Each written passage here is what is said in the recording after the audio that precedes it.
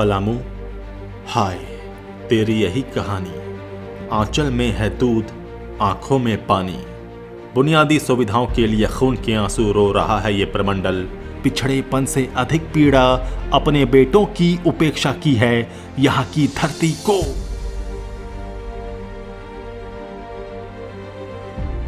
नमस्कार, आजाद सिपाही विशेष में आपका स्वागत है। मैं हूं राकेश सिंह। हिंदी के चर्चित कवि मैथिली शरण गुप्त की कविता अबला जीवन हाय तेरी यही कहानी, आंचल में है दूध आंखों में पानी के शुरुआती दो शब्दों को केवल पलामू से बदल दिया जाए तो ये झारखंड के इस सबसे पिछड़े प्रमंडल के लिए पूरी तरह सटीक बैठती है। पलामू प्रमंडल के पास किसी चीज की कमी नहीं है, लेकिन इसके बावजूद ये इलाका पिछड़ा क्यों है? इस सवाल का जवाब शायद ये है कि इसे इसके अपनों की उपेक्षा का शिकार होना पड़ा। दिग्गज राजनीतिज्ञों और प्रशासनिक अधिकारियों की जन्मभूमि पलामू के विकास पर कभी किसी ने ध्यान नहीं दिया। हालांकि यहाँ के लोग आज भी अपने इलाके के विकास की जद्दोजहद में लगे हैं। बुनियादी सुविधाओं के घोर अभाव वाले पलामू प्रमंडल की हालत यह है कि यहाँ न सड़क है और न बिजली, पानी और स्वास्थ्य सुविधाएं यहाँ आज भी विलासिता की वस्तु समझी जाती हैं। शिक्षा की हालत भी बहुत अच्छी नहीं है। आजाद सिपाही की टीम इन दिनों पलामू के दौरे पर है। इस टीम ने जो कुछ देखा और महसूस किया उसे शब्दों में पिरोया है आजाद सिपाही के मेदिनीनगर ब्यूरो चीफ जयकांत शुक्ला और गढ़वा ब्यूरो चीफ विजय प्रताप देव ने। पलामू के पिछड़ेपन पर प्रस्तुत है ये विशेष रिपोर्ट। झारखंड का पलामू प्रमंडल, जिसकी चर्चा अक्सर नक्सली हिंसा, सूखा और पिछड़ेपन के लिए होती है, ऐसा इलाका है जिसके पास सब कुछ है। जंगल, पहाड़, खनिज जैसी प्राकृतिक संपदा, यहाँ के लोगों की मजबूत इच्छा शक्ति और विकास की अपार संभावनाएं। लेकिन ये विडंबना है कि इसके बावजूद ये प्रमंडल झारखंड के सबसे पिछड़े इलाकों में गिना जाता है। पलामू का प्रारंभिक इतिहास किंवदंतियों और परंपराओं से भरा है। स्वायत्त जनजातियां शायद अतीत में क्षेत्र में निवास करती थीं। खरवार, उरांव और चेरो ने पलामू पर शासन किया। उरांव का मुख्यालय रोहतासगढ़ में शाहबाद जिले में था। झारखंड के 3 जिलों मेदिनीनगर, गढ़वा और लातेहार को मिलाकर बनाए गए इस प्रमंडल को आज भी विकास की रोशनी का इंतजार है। राजा मेदिनी राय का किला आज भी उस स्वर्ण युग की गवाही देता है जब इस इलाके में सब कुछ शांत था और इसे धान की कटोरी कहा जाता था। कालांतर में देश की आजादी के बाद विकास की अवधारणा बदली और इसके साथ ही पलामू के भाग्य का सूर्य भी अस्त हो गया। 1 जनवरी 1892 को अस्तित्व में आए पलामू की विडंबना यह है कि इस इलाके को जहां प्रकृति की उपेक्षा का दंश झेलना पड़ता है, वहीं इंसानी उपेक्षा का घाव भी इसके सीने पर चस्पा है जो हमेशा टीस देता है। कुल 12,710 वर्ग किलोमीटर क्षेत्र में फैले और करीब 20 लाख की आबादी वाले पलामू प्रमंडल की हालत का अंदाजा इसी बात से लगाया जा सकता है कि यहाँ की प्रति व्यक्ति आय झारखंड के औसत के मुकाबले करीब 9,000 रुपए कम है। यहाँ के लोगों की औसत वार्षिक आय 54,000 रुपए से कुछ अधिक है, जबकि शेष झारखंड के लोग करीब 64,000 रुपए कमाते हैं। अपनी गोद में 970 किस्म की वनस्पतियों और कोयला से लेकर लिथियम जैसी खनिज संपदा को समेटने वाली पलामू की धरती आज भी विकास के लिए तरस रही है। पलामू की हकीकत दुनिया से छिपी नहीं है। बांग्ला की प्रख्यात उपन्यासकार महाश्वेता देवी ने पलामू को अपनी कर्मभूमि बनाया तो उसका एक विशेष कारण था। चोट्टे मुंडा जैसे अमर पात्रों की रचयिता इस साहित्य शिल्पी ने पलामू को हमेशा उपेक्षा का शिकार पाया। उन्होंने यहाँ पसरी गरीबी, पिछड़ेपन और अशिक्षा को अपनी लेखनी के माध्यम से दुनिया के सामने रखा।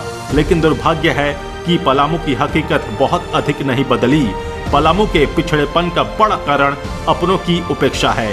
भारत के राजनीतिक इतिहास में पलामू की धरती का बहुत बड़ा योगदान रहा है। देश और प्रदेश के एक से एक बड़े नेता यहाँ पैदा हुए जिन्होंने अपने काम से खूब नाम कमाया, लेकिन इन नेताओं ने कभी अपनी मिट्टी की तरफ ध्यान नहीं दिया। कांग्रेस के दिग्गज भीष्म नारायण सिंह से लेकर झारखंड के वर्तमान वित्त मंत्री डॉक्टर रामेश्वर उरांव तक यहाँ पैदा हुए। इंदर सिंह नामधारी, सुबोध कांत सहाय, सीपी सिंह, गिरिनाथ सिंह और विष्णु दयाल राम के अलावा रामचंद्र चंद्रवंशी, मिथिलेश ठाकुर, सत्येंद्र नाथ तिवारी, आलोक चौरसिया, के एन त्रिपाठी और चंद्रशेखर दुबे उर्फ ददई दुबे ने राजनीति में खूब नाम कमाया, लेकिन वे अपनी माटी की अनदेखी करते रहे। पलामू कृषि प्रधान इलाका है, लेकिन यहाँ आज तक किसी ने भी सिंचाई और दूसरी आधारभूत सुविधाओं की तरफ ध्यान नहीं दिया। यहाँ सिंचाई परियोजनाओं के नाम पर केवल सियासी रोटियां सेकी गईं। मंडल और कनहर डैम जैसी बड़ी सिंचाई परियोजनाएं कब पूरी होंगी ये किसी को पता नहीं। बटाने, अन्नराज और अमानत की सिंचाई परियोजनाएं रुक रुक कर चल रही हैं। पलामू के मेहनती किसान तमाम अभावों के बावजूद फसल उगाते हैं, लेकिन हाल के दिनों में नील गायों ने उनका जीवन दूभर कर दिया है। रात रात भर जागकर अपनी फसलों की रक्षा करना उनकी नियति बन गई है। पलामू इलाके से होकर गुजरने वाले NH 75 की हालत यह है कि इसका अस्तित्व ही गायब हो गया है। बिजली के लिए पलामू के लोगों को आज भी दूसरों पर निर्भर रहना पड़ रहा है। पलामू में औद्योगिक विकास और शिक्षा व्यवस्था का आलम यह है कि यहाँ उद्योग स्थापित करने का कभी प्रयास ही नहीं किया गया। जपला का सीमेंट कारखाना इसी उपेक्षा के कारण दम तोड़ चुका है। रेहला स्थित निजी क्षेत्र की केमिकल फैक्ट्री ही पलामू की औद्योगिक गतिविधि का केंद्र है। शिक्षा के क्षेत्र में भी पलामू की कमोबेश यही स्थिति है। एक विश्वविद्यालय की स्थापना जरूर की गई है, लेकिन यहाँ आधारभूत संरचनाओं की भारी कमी है। हाल के दिनों में एक मेडिकल कॉलेज भी खोला गया है, लेकिन वहाँ भी कमियों का अंबार लगा है। निजी क्षेत्र का एक इंजीनियरिंग कॉलेज जरूर काम कर रहा है। सड़क और बिजली जैसी आवश्यक सुविधाओं के अभाव में यहाँ का जनजीवन आज भी प्राचीन काल जैसा ही है।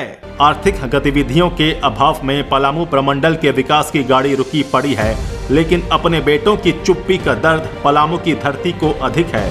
पलामू में पैदा हुए इन राजनेताओं ने यदि अपनी मिट्टी का कर्ज चुकाने के लिए थोड़ा भी प्रयास किया होता तो यहाँ के किसान हर साल अनावृष्टि का दर्द झेलने के लिए मजबूर नहीं होते। इलाके में विकास की गतिविधियां नहीं हुई तो स्वाभाविक रूप से असंतोष फैला। फिर जमींदारों के शोषण से त्रस्त भोले भाले लोगों में विद्रोह की भावना भरने लगी तो स्थिति थोड़ी और खराब हुई। इस असंतोष को नक्सली संगठनों ने खूब भुनाया और इसका परिणाम ये हुआ कि यहाँ नक्सलवाद ने अपनी जड़ें जमा ली। अनुकूल भौगोलिक परिस्थितियों ने नक्सली संगठनों को खूब खाद पानी मुहैया कराया। इसके कारण पलामू खराब विधि व्यवस्था के लिए जाना जाने लगा। पिछड़ेपन के कारण पलामू आज जो दर्द झेल रहा है उसका निदान राजनीतिक उपायों से ही हो सकता है। पलामू को जरूरत अपने बेटों की है। ये नेता यदि थोड़ा थोड़ा प्रयास भी कर लें तो फिर अकूत हरियाली वाला पलामू देश और झारखंड के विकास में बड़ी भूमिका निभा सकता है। इसके लिए जरूरत इच्छा शक्ति की है।